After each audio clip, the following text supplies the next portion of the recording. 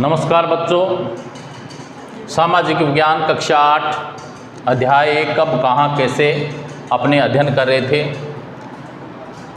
कल हमने कब यानी इतिहास में जो तारीखों का महत्व है, ठीक है, तारीखें कैसे निश्चित की जाती है उसके बारे में, कि इतिहास में जो घटनाएं घटित होती है कब हुई, यानी तारीखों से संबंधित हमने पढ़ा। आज हम जो इतिहास के अंदर अवधि यानी जो समय है वो कैसे तय किया जाता है उसके बारे में चर्चा करेंगे।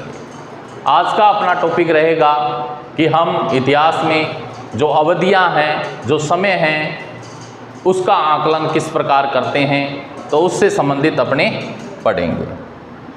1817 में 1817 ईस्वी में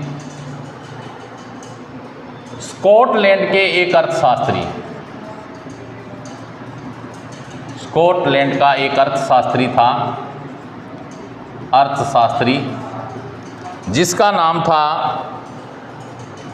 जेम्स मिल। जेम्स मिल यानी उसका नाम था जेम्स मिल, जो कहाँ का था? स्कॉटलैंड का था।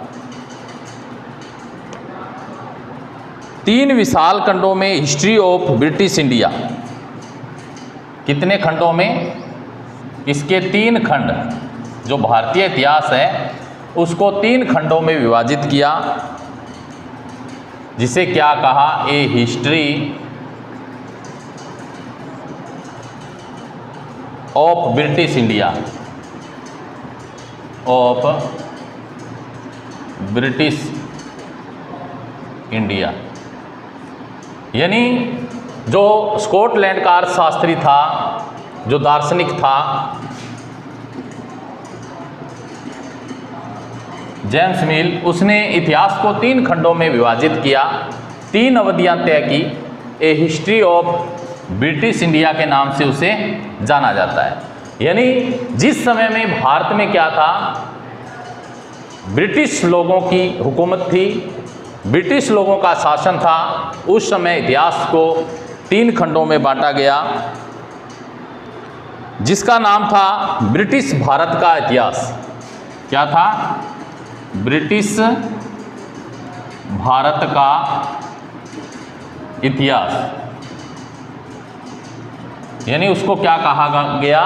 ब्रिटिश भारत का इतिहास है जो कहा गया। इस किताब में उन्होंने भारत के इतिहास को हिंदू, मुस्लिम और ब्रिटिश, क्या, एक तो हिंदू, दूसरा मुस्लिम और तीसरा ब्रिटिश, 3 भागों में डिवाइड किया, 3 कालखंडों में। एक तो हिंदुओं का इतिहास, दूसरा मुस्लिमों का इतिहास, तीसरा क्या है? ब्रिटिश इतिहास। यानी 3 कालखंडों में बांटा, ठीक है, जिसे ब्रिटिश भारत का इतिहास कहा गया। कालखंडों के इस निर्धारण को ज़्यादातर लोगों ने मान भी लिया। क्या आपको भारतीय इतिहास को समझने के इस तरीके में कोई समस्या दिखाई देती है? इतिहास को हम अलग अलग कालखंडों में बांटने की कोशिश क्यों करते हैं? इसकी भी क्या है? एक वजह है, हम एक दौर की खासियतों, उसके केंद्रीय तत्वों को पकड़ने की कोशिश करते हैं कि एक दौर जो चला, एक जो समय चला, उस समय में इतिहास में कौन कौन सी घटनाएं हैं जो घटित हुई, ठीक है, उनको जानने की हम कोशिश करते हैं कि किस समय में क्या हुआ, ठीक है, कब हुआ, कहाँ हुआ और कैसे हुआ, उस समय को हम पकड़ने की कोशिश करते हैं। इसलिए ऐसे शब्द महत्वपूर्ण हो जाते हैं जिसके सहारे हम समय को बांटते हैं। ये शब्द अतीत के बारे में हमारे विचारों को दर्शाते हैं, ठीक है। अतीत यानी जो बीता हुआ समय है, बीता हुआ समय है, उसके बारे में ये हमें बताते हैं। क्या है? जो बीता हुआ समय है उसके बारे में ये हमें परिचित करते हैं। वे हमें बताते हैं कि एक अवधि से दूसरी अवधि के बीच आए बदलाव, यानी जो अवधि है, यानी एक अवधि से दूसरी जो अवधि है, अवधि के समय आए बदलावों के बारे में परिचित कराते हैं।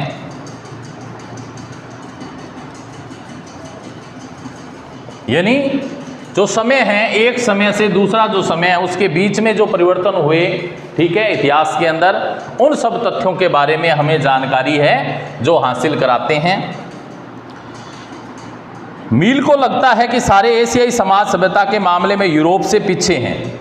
यानी उसने जो इतिहास था उसमें देखा कि जो यूरोपीय देश हैं, ठीक है, उनसे क्या है, सारे जो देश हैं वो पिछड़े हुए हैं। भारत में अंग्रेजों के आने से पहले यहाँ हिंदू और मुसलमान तानाशाहों का ही राज चलता था। पहले हिंदुओं का था, फिर मुसलमानों का था। ये भी क्या थे, तानाशाह थे।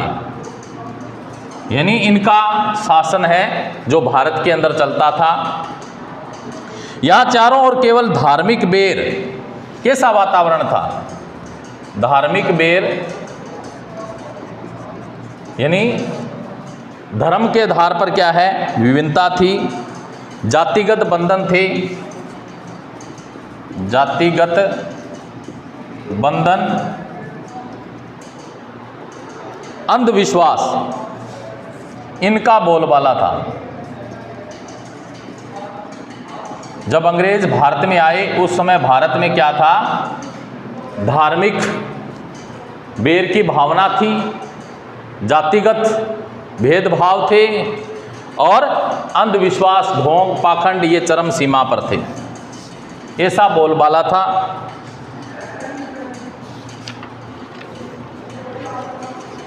मील की राय में ब्रिटिश शासन भारत को सभ्यता की राह पर ले जाया जा सकता है। इस काम के लिए जरूरी था कि भारत में यूरोपीय शिष्टाचार, कला, संस्थाओं और कानूनों को लागू किया जाए। मील ने तो यहाँ तक सुझाव दिया कि अंग्रेजों को भारत के सारे भूभाग पर कब्जा कर लेना चाहिए ताकि भारतीय जनता को ज्ञान और सुखी जीवन प्रदान किया जा सके। उनका मानना था कि अंग्रेजों की मदद के बिना हिंदुस्तान प्रगति नहीं कर सकता। यानी मील ने क्या कहा कि उस समय भारत में जब ब्रिटिश लोग आए उससे पहले क्या है, यहाँ पे तानाशाही हिंदू, तानाशाही मुसलमानों का शासन था, जातिगत, धार्मिक और अंधविश्वास का बोलबाला था। तो ऐसी स्थिति में मील का मानना था कि अंग्रेजों को संपूर्ण भारत पर आधिपत्य कर लेना चाहिए, कब्जा कर लेना चाहिए और यहाँ के लोगों को क्या है, सुझाव देना चाहिए, ठीक है, ताकि भारतीय जो जनता है वो सुखी जीवन व्यतीत कर सके। ठीक है, इस तरह की जो इनको अंग्रेजों का जो शासन है भारतीय लोगों को स्वीकार कर लेना चाहिए। इतिहास की इस धारणा में अंग्रेजी शासन प्रगति और सभ्यता का प्रतीक था। यानी इतिहास में क्या है, अंग्रेजी जो शासन है, ब्रिटिश जो हुकूमत है, ठीक है, वो क्या है, प्रगति और सभ्यता का प्रतीक। क्या कहा मील ने, प्रगति और सभ्यता का प्रतीक कहा ब्रिटिश शासन को। ठीक है, प्रगति और सभ्यता का क्या है, प्रतीक है ब्रिटिश शासन। ये बात जेम्स मील ने कही। क्या इतिहास के किसी दौर को हिंदू या मुसलमान दौर कहा जा सकता है? क्या इन सारे दौरों में कई तरह के धर्म एक साथ नहीं चलते थे?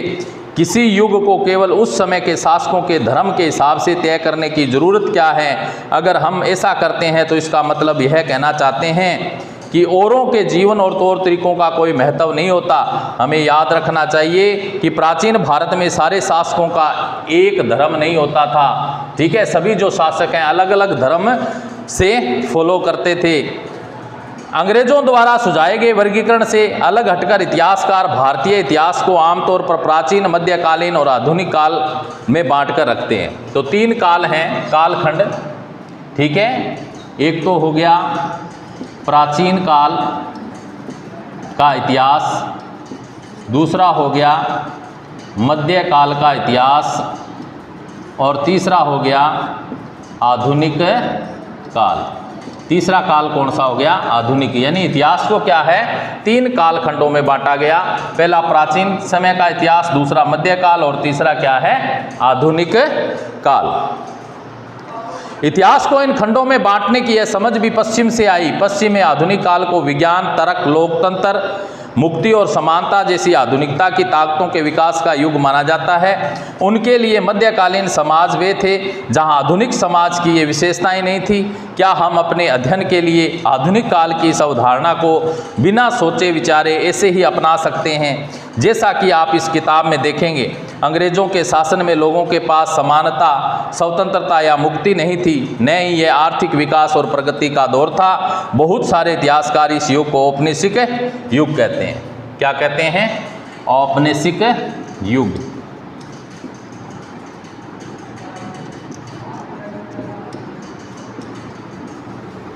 ठीक है, यानी जो ब्रिटिश कालीन हुकूमत थी, ब्रिटिशों का जो शासन था, इसको क्या कहते हैं? औपनिवेशिक युग कहा जाता है। तो प्यारे बच्चों, आज हमने इतिहास के अंदर अवधियां कैसे तय होती है इस पे चर्चा की।